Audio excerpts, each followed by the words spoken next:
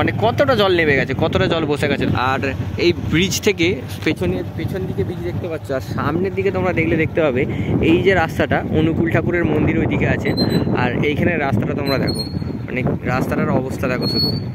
মানে back to my channel নবীন পাল। তো কেমন আছো তোমরা? আমরা আবারও আজকে উদয়নারায়ণপুর চলে এসেছি এবং আজকের ভিডিওতে তোমাদেরকে দেখাবো উদয়নারায়ণপুরের ব্রিজ থেকে জলের কন্ডিশনটা কী আছে এবং বিভিন্ন জায়গা চব্বিশপুর থেকে শুরু করে সমস্ত জায়গা দেখানো তুলে দেওয়ার চেষ্টা করব।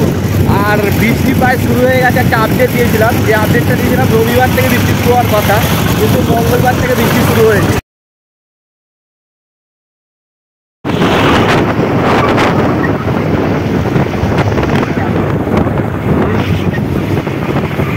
আর এইদিকে সমস্ত জল ছিল, সমস্ত জল নেমে গেছে, অনেক দিন আগেই নেমে গেছে।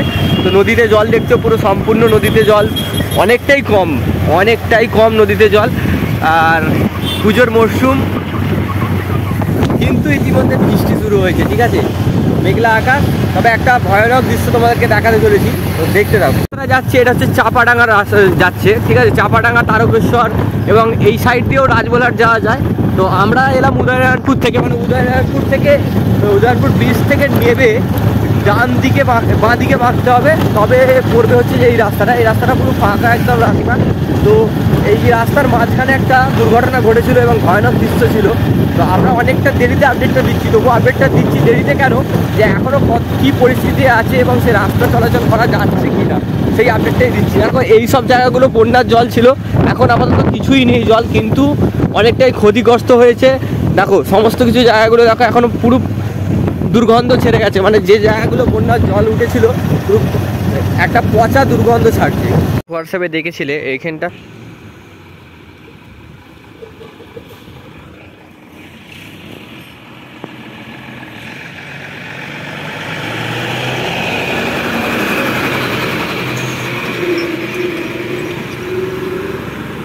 যে শিশু উদ্যান আছে, এই যে সেখানে শিশু উদ্যানটার এই রাস্তাটাই বসে গেছিলো, কিন্তু আপাতত এই রাস্তাটা রানিং হয়ে গেছে, মোটামুটি বস্তা দিয়ে বালি দিয়ে রিপেয়ারিং করে এটা রানিং হয়ে গেছে। দেখতে পেলে একটু আগেই যে লরি গেল, আর সমস্ত রকম গাড়ি যাতায়াত করছে, অ্যাম্বুলেন্স থেকে শুরু করে বাইক থেকে শুরু করে 4 চাকা থেকে শুরু করে লরি, সমস্ত কিছু এদিক দিয়ে যাতায়াত করছে। আর ওই যে দূরে দেখতে পাচ্ছ ওটা হচ্ছে ঘোলার ঘাট, আর এখানে ছিটঘোলার ত্রাণ শিবির।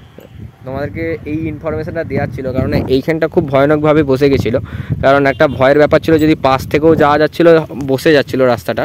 তো এখন আপাতত গাড়ি চলার মতো রিপেয়ারিং করা হয়েছে, তো আরও ভালোভাবে এটাকে রিপেয়ারিং করা হবে, যেটা প্রশাসনের তরফ থেকে আমরা ইনফরমেশনটা পাচ্ছি।